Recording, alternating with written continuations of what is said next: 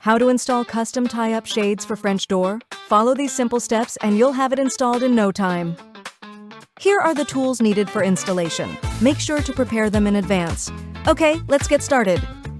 Use a tape measure to check the width of your door frame and note it down.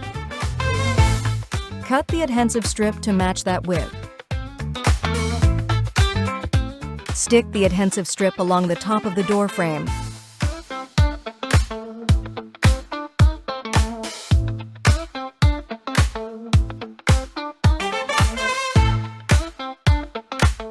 Attach the Velcro strip on the back of the shade to the adhesive strip.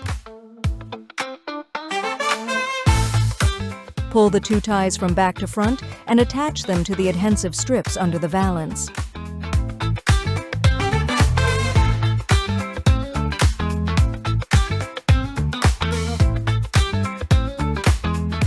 Fold the shade upward evenly.